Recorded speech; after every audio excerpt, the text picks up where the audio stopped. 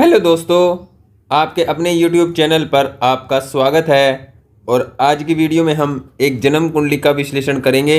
जन्म कुंडली की डिटेल्स हैं 30 नवंबर 1976 और जो समय है वो सुबह के 6 बजे। जन्म स्थान कोलकाता, पश्चिम बंगाल है। ये जो जन्म कुंडली बनती है ये बनती है वृश्चिक लगन की। और वृश्चिक लगन के जो स्वामी बनते हैं वो बनते हैं मंगल, जो कि लगन में बैठे हैं। और लगन में बैठकर यहाँ पर ये एक महापुरुष राजयोग का निर्माण कर रहे हैं जो रोचक नामक राजयोग कहलाता है, जो कि अपने आप में श्रेष्ठ राजयोग है और इस कुंडली के लिए ज़्यादा अधिक श्रेष्ठ है, क्योंकि लग्नेश द्वारा बनाया गया ये राजयोग है और लगन को बहुत अधिक मजबूत यहाँ पर ये कर रहा है, जिससे व्यक्ति बहुत अधिक कर्मठ, मेहनती, महत्वाकांक्षी और अपने जीवन में सभी सुखों को या सभी सफलताओं को पाने वाला होता है। लगन में मंगल बैठकर बहुत अधिक यहाँ पर बली हो रहे हैं और व्यक्ति को बहुत आवेशित, बहुत गुस्से वाला, बहुत जिद्दी, बहुत क्रोधित और अपनी जिद पर अड़े रहने वाला और अपनी जिद के सामने दूसरों को झुकाने वाला, इस प्रकार की स्थिति यहाँ पर मंगल बना रहे हैं। लेकिन ये यहाँ पर मंगल सर्वश्रेष्ठ रिजल्ट देने वाली स्थिति में है और यहाँ पर ये अच्छा रिजल्ट देने की स्थिति में रहेंगे। यहाँ पर देखिए दसम भाव के स्वामी बनते हैं सूर्य, यहाँ पर लगन में ही बैठे हुए हैं। ये भी अपने आप में श्रेष्ठ है। देखिए लगन में ही मंगल है और दशमेश का स्वामी, दशमेश जो है सूर्य बनते हैं, वो भी लगन में बैठे हुए हैं।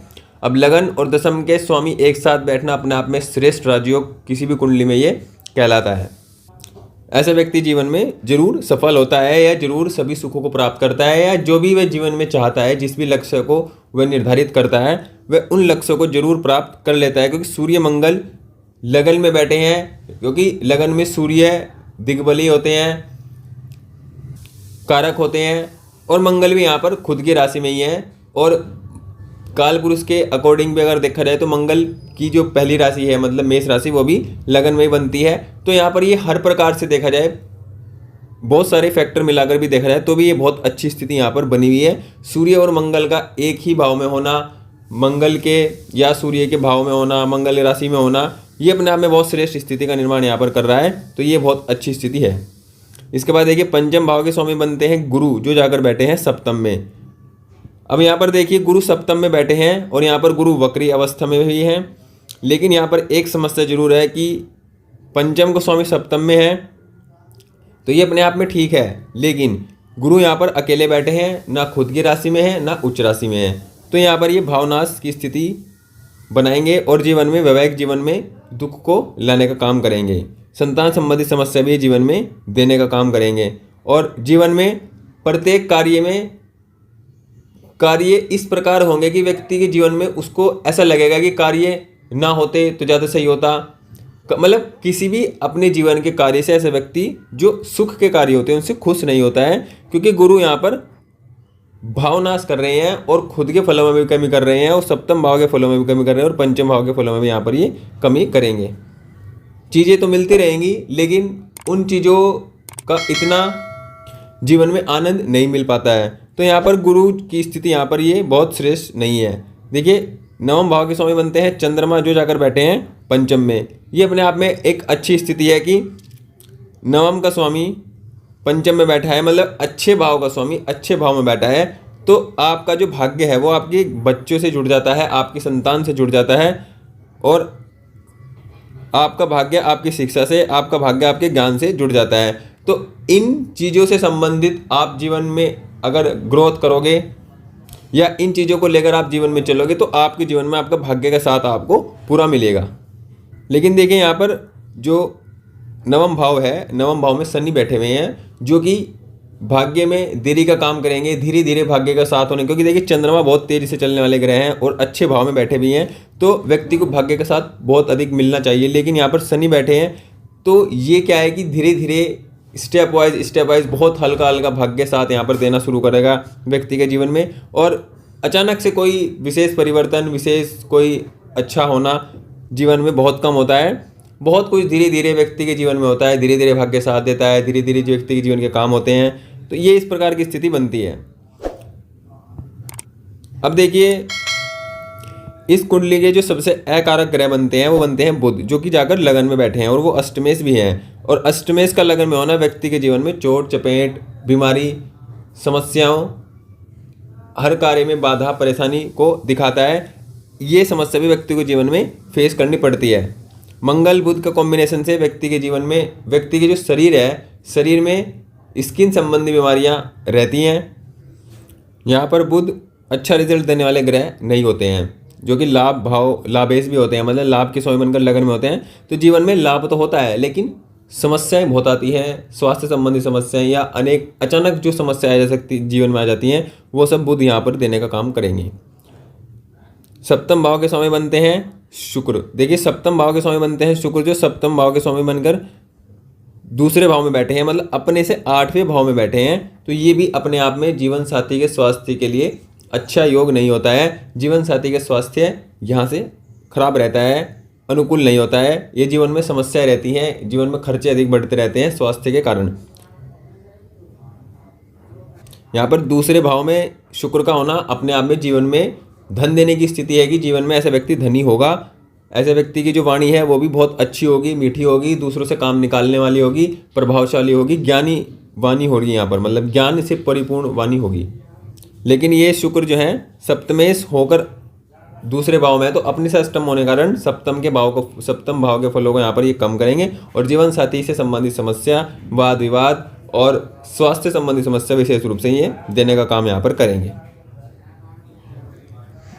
यहाँ पर कुंडली में देखिए चंद्रमा केमद्रुम योग में भी है, क्योंकि देखिए कोई ग्रह आसपास नहीं है, सिर्फ केतु है, वो भी अगले भाव में है। तो यहाँ पर ये चंद्रमा जो है मानसिक अशांति का कारण बने रहेंगे, मतलब मानसिक अशांति, मानसिक रूप से परेशानी, फोकस ना होना, बार बार मन भटकना, तो ये इस प्रकार की स्थिति है, मानसिक तनाव की स्थिति यहाँ पर रहने वाली है। और जीवन में ऐसा व्यक्ति जीवन में कन्फ्यूज बहुत रहता है, किसी भी निर्णय को सही से नहीं ले पाता है। तो ये स्थिति यहाँ पर देखिए कुछ ग्रहों की है। अगर हम नवमांश में ग्रहों की स्थिति चेक करते हैं, यहाँ पर देखिए गुरु नीच राशि में हो रहे हैं, तो ये अपने आप में एक अच्छी स्थिति नहीं होती है। पंचम भाव के स्वामी बनते हैं कुंडली में गुरु, जो जाकर सप्तम में बैठे हैं, वो की शत्रु राशि में बैठे हैं, वहाँ पर भी वो अच्छी अवस्था में नहीं है एक प्रकार से। दूसरी प्रकार से नवमांश में भी गुरु अच्छी अवस्था में नहीं है, नीच राशि में है। तो यहाँ पर देखिए सब पंचम भाव के फलों में भी यहाँ पर कमी रहेगी, गुरु के फलों में कमी रहेगी। जीवन में सफाई, जीवन में ऊंचाई मिलना, जीवन को बहुत संपन्नता मिलना, ये जीवन में कमी व्यक्ति के जीवन भर रहेगी। व्यक्ति जीवन में उस खुशी को महसूस नहीं कर पाएगा जो आमजन सब कर पाते हैं, जो जीवन में सबको चीज़ मिलती है और उसके बाद उसको खुशी मिलती है, क्योंकि खुशी के कारक हैं, सुख के कारक हैं गुरु, और यहाँ पर नवमांश में नीच के हैं। तो व्यक्ति जीवन में दुखी रहेगा, जीवन में सुख का अनुभव व्यक्ति नहीं कर पाएगा, चाहे उसके पास सुख की सभी चीज़ें हों, लेकिन सुख नहीं ले पाएगा ऐसा व्यक्ति। तो यहाँ पर ये अच्छी स्थिति जीवन में नहीं है। यहाँ पर चंद्रमा खुद की राशि में है, जो अपने आप में ठीक है कि भाग्य का सपोर्ट आपको मिलता रहेगा जीवन में, और जिसके सारे आपके सभी काम होते रहेंगे। यहाँ पर देखिए सूर्य भी यहाँ पर वर्गोत्तमी है, तो सूर्य भी आपके लिए अच्छे ग्रह हैं और आपके दशमेश बनते हैं। और दशमेश बनने के कारण आपके जीवन में जो कर्म की स्थिति है, जो आपके कार्यक्षेत्र की स्थिति है, उसको भी ये अच्छा करने का काम यहाँ पर करेंगे। देखिए शनि भी यहाँ पर खुद की राशि में है और बुध भी यहाँ पर नीच में है, तो बुध भी यहाँ पर अच्छे नहीं। देखिए गुरु और बुध दोनों ही यहाँ पर नीच राशि में है, जो कि जीवन में फाइनेंस की स्थिति को गड़बड़ करने का काम करते हैं। नवमांश कुंडली में गुरु और बुध दोनों ही नीच राशि में है, जिसके कारण व्यक्ति जीवन में फाइनेंस की स्थिति को ज़्यादा प्रभावित रहती है, वित्तीय स्थिति व्यक्ति की अच्छी नहीं रहती है, और पूरे आजीवन व्यक्ति को इस प्रकार की समस्या का सामना करना पड़ता है। तो नवमांश में भी यहाँ पर 2 ग्रह नीच राशि में है, तो ये बहुत समस्या की स्थिति यहाँ पर बन सकती है।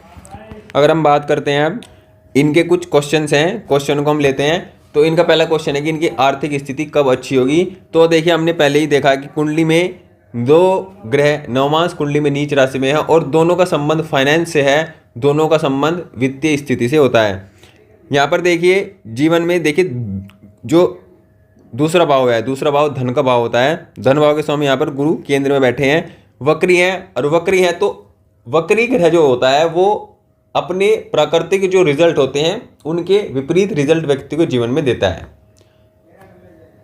जैसे अगर मैं एग्जांपल से कहूँ, किसी की कुंडली में शुक्र यहाँ पर वक्री है, तो उसके जीवन में जो उसको सुख मिलना है, जो प्यार मिलना है, जो अफेक्शन, लव, अटेंशन मिलनी है, वो उसको सही तरीके से कभी नहीं मिल पाएगा।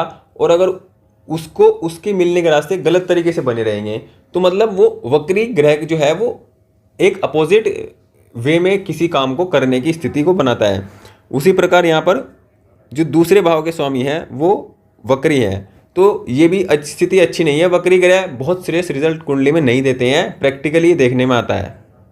अब देखिए दूसरे भाव के स्वामी यहाँ पर भावनाश की स्थिति भी बना रहे हैं, वक्री भी हैं, तो इनकी धन की स्थिति यहाँ पर कोई श्रेष्ठ स्थिति नहीं है। नौमांश में भी ये दूसरे भाव के स्वामी नीच राशि में है, तो धन की स्थिति यहाँ पर गड़बड़ है और धन की स्थिति गड़बड़ रहेगी, जिसका बहुत उपाय करने की आपको बहुत अधिक आवश्यकता है। क्योंकि देखिए गुरु पर शुभ ग्रहों की दृष्टि का प्रभाव भी बहुत कम है, मंगल की दृष्टि है, शुक्र की सूर्य की दृष्टि है यहाँ पर, तो ये स्थिति यहाँ पर देखिए बनी हुई है।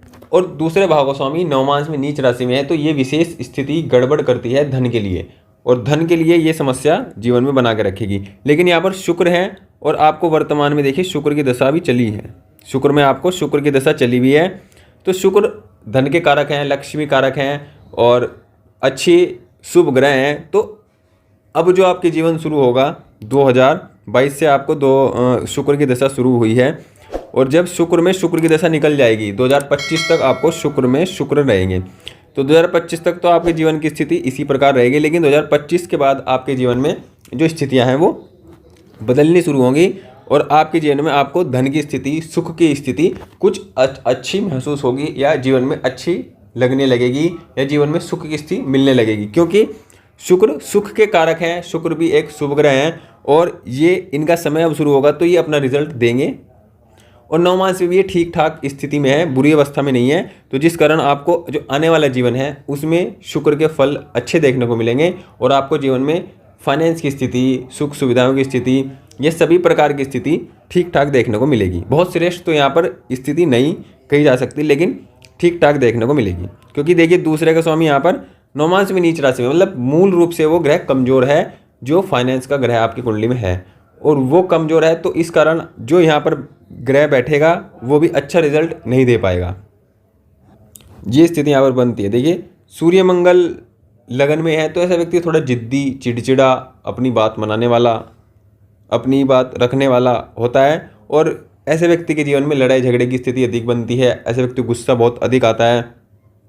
लेकिन पर गुरु का प्रभाव भी है, लेकिन गुरु यहाँ पर बली नहीं है, गुरु यहाँ पर कमज़ोर हैं, जिस कारण व्यक्ति के जीवन में ये समस्याओं को और बढ़ाने वाला है। क्योंकि देखिए मंगल यहाँ पर अस्त भी है, और मंगल अस्त हैं, तो मंगल कहीं ना कहीं कमज़ोर पड़ रहे हैं, कमज़ोर कहीं ना कहीं उन पर अच्छा प्रभाव नहीं पड़ रहा है। लेकिन फिर भी जो अब दशा शुरू होगी आपकी, उसके अकॉर्डिंग आपकी जीवन की स्थिति यहाँ पर ठीक रहेगी। अगले इनका सवाल जो है संतान को लेकर है कि इनको संतान सुख मिल पाएगा नहीं मिल पाएगा। तो देखिए संतान सुख की अगर हम बात करते हैं तो पंचम के स्वामी बनते हैं गुरु। देखिए इनके जीवन में दो ही इनके क्वेश्चन है ज़्यादातर, और दो ही इनके जो क्वेश्चन है वही गुरु से संबंधित हैं, और गुरु इनके कुंडली में ठीक अवस्था में नहीं है, मूल रूप से कमज़ोर हैं। और संतान से अगला सवाल है संतान से संबंधित, तो देखिए सप्तम, पंचम के स्वामी सप्तम में हैं, और सप्तम में होने के कारण यहाँ पर ये भावनाश की स्थिति को लगा रहे हैं, और भावनाश की स्थिति को लगा रहे हैं, जिस कारण पंचम के फलों में व्यक्ति को कमी देखने को मिलेगी। संतान सुख बहुत श्रेष्ठ यहाँ पर दिखाई नहीं पड़ता है, लेकिन संतान के कारण आपका भाग्योदय होगा, ये स्थिति यहाँ पर है। संतान के कारण आपका भाग्योदय, आपके जीवन में आपको लक सपोर्ट मिलेगी, जिसके कारण आपको सभी काम आपके बन पाएंगे, ये स्थिति आपकी बनती है। क्योंकि देखिए नौमेश यहाँ पर पंचमेश में है, मतलब नौमेश के स्वामी पंचम में है, तो ये स्थिति बनती है। लेकिन संतान की जो खुद की ज़िंदगी है, खुद की जो स्थिति है, वो बहुत श्रेष्ठ यहाँ पर दिखाई नहीं पड़ती है, और संतान से आपको कोई विशेष सुख यहाँ पर मिले, इसकी भी बहुत स्थिति अच्छी दिखाई नहीं पड़ती है। मध्यम स्थिति यहाँ पर बनी हुई है, क्योंकि देखिए नवमांश में यहाँ पर गुरु नीच राशि में है, जो कि इस स्थिति का बहुत बड़ा कारण यहाँ पर बनते हैं। देखिए आप देखिए ये कुंडली में पंचम है, पंचम मतलब संतान से सुख, पंचम से चतुर्थ, ये पंचम से चतुर्थ है, पंचम से चतुर्थ, और पंचम से चतुर्थ के जो स्वामी बनते हैं वो भी नवमांश में नीच राशि में है। देखिए तो यहाँ पर सुख की स्थिति कोई विशेष नहीं बन पा रही है, मध्यम स्थिति यहाँ पर बनी हुई है संतान को लेकर। अगला इनका सवाल है कि इनका आगे का जीवन कैसा होगा। देखिए आगे के जीवन की हम बात करते हैं तो 2022 से इनको शुक्र की दशा शुरू हुई है, और 2042 तक यहाँ पर ये रहने वाली है, और 2042 और 2025 में शुक्र का अंतर यहाँ पर समाप्त होगा, और जो बाकी आने वाले ग्रह हैं उनकी जो अंतर्दशा है वो शुरू होगी। शुक्र यहाँ पर ठीक अवस्था में है, बहुत श्रेष्ठ रिजल्ट देखिए यहाँ पर देखने को नहीं मिलेगा, लेकिन बहुत खराब भी नहीं मिलेगा, मध्यम स्तर की स्थिति यहाँ पर रहने वाली है रिजल्ट देने की। क्योंकि जिसकी राशि में शुक्र है वो कोई बहुत अच्छी अवस्था में नहीं है, बहुत श्रेष्ठ अवस्था में यहाँ पर दिखाई नहीं पड़ रहे हैं। तो जो आने वाला आपका जीवन है वो पहले वाले जीवन से काफ़ी श्रेष्ठ है, ठीक है, अच्छा है। फाइनेंस के मामले में भी, धन के मामले में भी, और सुख सुविधाओं के मामले में भी, ये जीवन में और सब चीज़ों के मामले में भी, जिस भी प्रकार से आप जीवन को देखते हैं, सोचते हैं, उन सब प्रकार से आपका जीवन जो है वो पहले के मुकाबले यहाँ पर अब आने वाले जीवन की स्थिति थोड़ी बेहतर है, अच्छी है। देखिए सवाल सिर्फ इनके इतने ही थे। अब हम बात करते हैं देखिए इनके लिए उपाय की। तो इनके लिए मुख्य रूप से जो उपाय करने की ज़रूरत है वो गुरु ग्रह के लिए है। और गुरु ग्रह के लिए उपाय करने के लिए देखिए ये पुखराज भी धारण कर सकते हैं, और पुखराज धारण कर सकते हैं। और इनको प्रत्येक गुरुवार को गुरु का बीज मंत्र का जाप इनके लिए बहुत ज़रूरी है, बहुत ज़्यादा ज़रूरी है, क्योंकि गुरु यहाँ पर कमज़ोर स्थिति में है। और मंत्र जाप करने से आपकी जो गुरु की जो पावर है वो आपको मिलेगी, जिससे आपकी जो गुरु की स्थिति, दूसरे भाव की स्थिति, पंचम भाव की स्थिति, दोनों स्थिति अच्छी होगी। आपके वित्त की स्थिति अच्छी होगी, आपकी संतान संबंधी जो आपके जीवन में शंकाएं हैं, जो आपके जीवन में जितनी भी बात हैं, वो सब आपके जीवन में पॉजिटिवली आपके जीवन में आएंगी। तो यहाँ पर देखिए प्रत्येक गुरुवार को पीला कपड़ा आप पहने, उसको पहने, पीली मिठाई खाएं, दान मत करें, उसको खाएं, ग्रहण करें, या पीली चीज़ों को ग्रहण करें, पीले कपड़े पहने। और विशेष रूप से केले की पेड़ में, मतलब जो केले का पेड़ होता है उसमें, उसकी जड़ में जल दें, वहाँ पर दिया जलाएं प्रत्येक गुरुवार। ये आप काम करें, और गुरु के बीज मंत्र का जाप आप जरूर करें।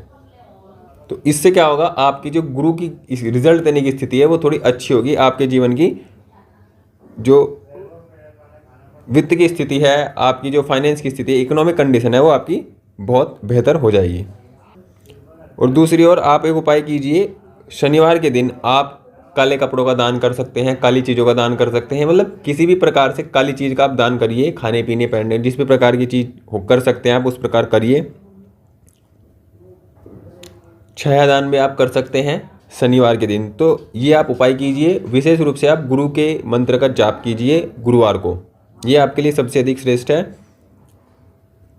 और देखिए चंद्रमा आपके भाग्येश बनते हैं, तो प्रत्येक सोमवार आप जाइए, शिव जी पर दूध जल अर्पित कीजिए, और ये आपके लिए, आपकी मानसिक शांति के लिए अच्छा रहेगा, आपके भाग्य के सपोर्ट के लिए आपके अच्छा रहेगा, और आपके जीवन में सभी मनोकामनाओं को पूर्ति के लिए आपके लिए अच्छा रहेगा कि आप प्रत्येक सोमवार को शिव जी पर दूध जल अर्पित जरूर करें।